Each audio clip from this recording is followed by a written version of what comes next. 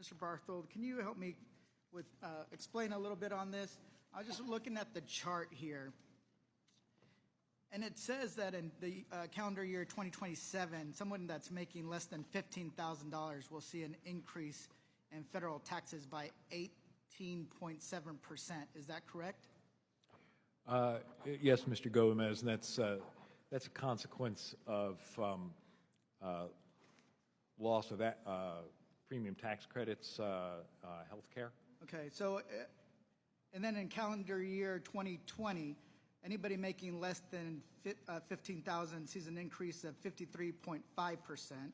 Anybody who's making $15,000 to $30,000 sees an increase by 11.7%. Is that correct? Yeah, what calendar year are we in, Mr. Gomez? 2029. It's the next page. 2029. Yes. And then we see the next page in 2031. Anyone making less than $15,000 sees that. Check this out. I thought this was a mistake. I thought I was not reading this correctly. An increase in their taxes of 74.3%.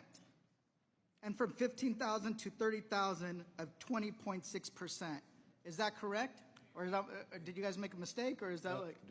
No mistake in the numbers, but an important thing to remember is in lower brackets, it's actually hard to measure the denominator because there are some taxpayers that are getting refundable tax credits, for example, and so there's some with negative tax rates, and so you're adding up some with negative tax rates and positive tax rates, so it's like dividing a modest change over by zero. Well, here's the thing.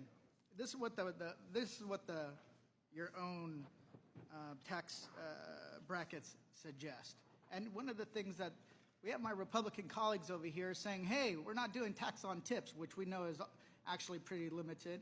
Oh, we're not going to do X, Y, and Z, but we're screwing over people who are making less than $30,000 a year. And what I actually find offensive is because my parents never made more than $38,000 a year in their entire lifetime after working 4 to 6 jobs a week to make ends meet, right? And then we have Donald Trump and his chaotic, reckless tariff policy that is creating so much uncertainty that it's driving up the cost of living in this country. At first, it was $4,900 a year. Then it became $3,800 a year. Either way, the people at the lower income brackets are getting screwed over by a Republican majority that doesn't give a damn about them.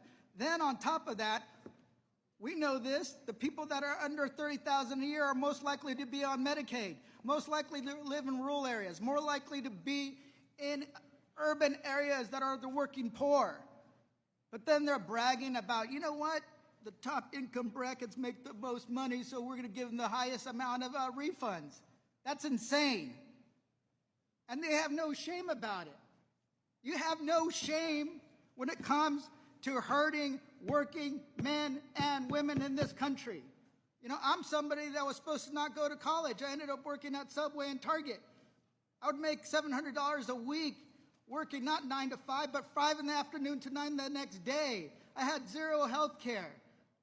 And to me, you would tell somebody in my place, you know what? We're helping you out, just giving you a little bit. But the billionaires are the ones that make the most money and deserve the most help. That's your logic. But I like to quote one billionaire when it comes to Warren Buffett that says that a lot of people shouldn't be punished because it wasn't determined on what they did. It was the happenstance of their birth. But you all want to tout a tax plan that increases taxes on people making under $30,000 a year, the folks that are struggling, and then cutting their Medicaid on top of that, but yet you want people to have more babies. That's the most insulting thing I've ever heard in my life. With that, I yield back.